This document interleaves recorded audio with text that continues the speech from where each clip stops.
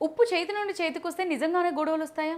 ఇంట్లో ఎవరో ఉప్పు అడిగారు, మీ చేతిలోనే ఉంది, అయితే పెద్దలు మాత్రం చేతి నుంచి చేతికి ఇవ్వద్దు అంటారు. అసలు ఉప్పును చేతి నుంచి చేతికిస్తే ఏం జరుగుతుందంటారు? మన ఇల్లులో తరతరాలుగా వస్తున్న ఒక జానపద నమ్మకం ఇది. కొన్ని ప్రాంతాల్లో ఉప్పును నేరుగా చేతి నుంచి చేతికి ఇవ్వకూడదని చెబుతారు.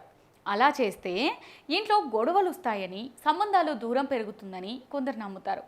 మరికొందరేమో ఉప్పును లక్ష్మీదేవి, ఐశ్వర్యానికి ప్రతీకగా భావించడం వల్ల దాన్ని నిర్లక్ష్యంగా చేతి నుంచి చేతికి ఇవ్వకూడదని చెబుతారు.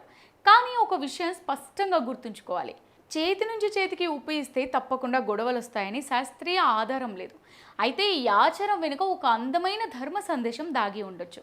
ఉప్పు మన రోజువారీ జీవితంలో చిన్నదిగా కనిపించినా భోజనానికి రుచిని ఇచ్చే ముఖ్యమైన పదార్థం. అలాగే కుటుంబంలో కూడా చిన్న మాటే పెద్ద గొడవకు కారణం కావచ్చు. చిన్న ప్రేమే పెద్ద సంబంధాన్ని నిలబెట్టొచ్చు.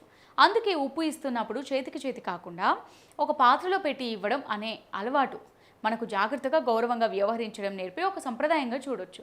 కాబట్టి ఉప్పు చేతి నుండి చేతికిచ్చినందుకు భయపడాల్సిన అవసరమే లేదు. కానీ మాటలు ఉప్పు ఎక్కువ కాకూడదు, అంటే కోపం, కఠినమైన మాటలు ఎక్కువగా కాకూడదు. ఎందుకంటే ఇంట్లో ఐశ్వర్యం అంటే కేవలం డబ్బు కాదు, ప్రేమ, గౌరవం, ప్రశాంతత, ఇవే అసలైన సంపద.